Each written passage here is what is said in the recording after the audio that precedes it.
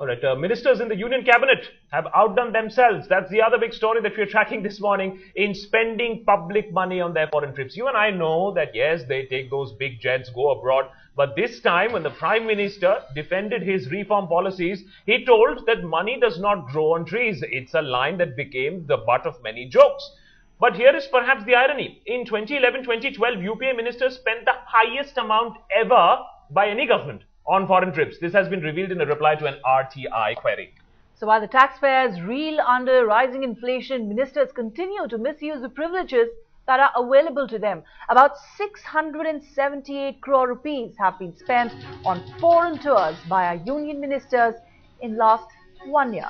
Now that figure, hold your breath, is 12 times more than the amount spent on foreign trips in the previous financial year. That was 56.1 crore rupees in 2010-2011. In just 1 year, you have a 12-fold increase. What happened to that austerity? Our economy isn't galloping, but perhaps we have really forgotten that promise of austerity. The ministers who advised taxpayers to cut down on their spending are splurging themselves. In the past, Planning Commission Deputy Chairman has justified such trips, saying that they help build brand India. But the question is this expense justified, and are we building India in the first place?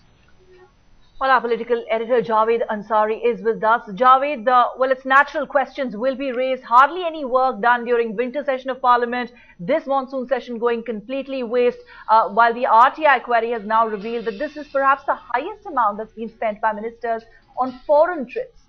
Yes, indeed, Ruchika, and while it is understandable and necessary that sometimes ministers have to make trips, such extravagance at the cost of the national exchequer is mind-boggling. More so at a time when the economy is on a downward spiral, and when the ministers and the Prime Minister have called for belt tightening. This is also a time, let's not forget, when the then Finance Minister, Mr.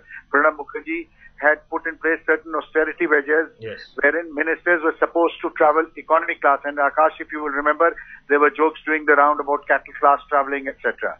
Now ministers are traveling at the drop of a hat, and they're running up huge bills. This is a question which demands an answer, which begs an answer from all the ministers concerned and the Prime Minister himself. Javed, also very quickly, somewhere down the line, someone has to ask for an explanation. Fine, go ahead. Spend 678 crore rupees. What do you have to show for it? What significant brand building have we done? Our ratings continue to go down. What significant diplomacy have been achieved, because we continue to be where we were 5 years ago? Indeed, and in fact, there is now a need that ministers should not just reduce their travel bills, but they should also first travel economy class, and then they must give a detailed explanation, the reasons why they undertook the trip and what were the targets that were achieved.